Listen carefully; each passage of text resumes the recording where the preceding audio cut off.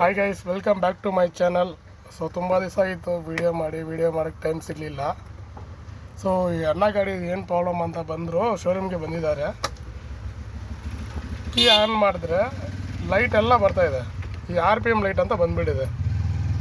RPM light ಅಂತ ಬಂದುಬಿಟ್ಟಿದೆ. ಗಾಡಿ ನೋಡಿ ಗ್ಯಾರಲ್ಲಿದೆ, ನ್ಯೂಟ್ರಲ್ ಮಾಡಿದ್ದೀವಿ. ಸೆಲ್ಫ್ ಹೊಡಿತಾ ಇದ್ದೀನಿ, ಸೆಲ್ಫೇ ಆಗ್ತಾಯಿಲ್ಲ. RPM ಲೈಟ್ ಬಂದರೆ ಸೆಲ್ಫ್ ಆಗಲ್ಲ. ಸೊ ಅದಕ್ಕೆ ಏನು ಮಾಡಬೇಕಂತ ನಿಮಗೆ ತಿಳಿಸ್ಕೊಡ್ತೀನಿ. ವಿಡಿಯೋ ಫುಲ್ ನೋಡ್ರಿ.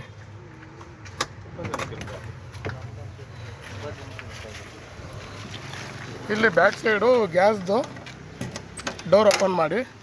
ಇಲ್ಲಿ ನೋಡಿ ಇವ್ರದ್ದು ಏನಾಗಿದೆ ಅಂದರೆ, ಗ್ಯಾಸ್ ಪಿನ್ ಇದೆಯಲ್ಲ, ಗ್ಯಾಸ್ ಪಿನ್ ಈಚೆ ಬಂದುಬಿಟ್ಟಿದೆ. ಕ್ಲಿಯರಾಗಿ ನಿಮ್ಗೆ ಕಾಣಿಸ್ತಿದೆ ನೋಡಿ, ಈಚೆ ಬಂದಿದೆ. ಇದಕ್ಕೆ ಇವ್ರದ್ದು ಸಮಸ್ಯೆ ಆಗಿರೋದು. ಈ ಪಿನ್ನ ಬಿಚ್ಕೊಂಡು ಓರಿಂಗ್ ಕರೆಕ್ಟಾಗಿದೆ ನೋಡ್ಕೊಳ್ಳಿ.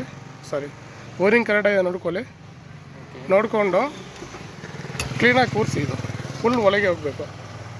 ಫುಲ್ ಒಳಗೆ ಹೋಯ್ತಾ? ಇವಾಗ ಕೀ ಆನ್ ಮಾಡಿ ನೋಡೋಣ.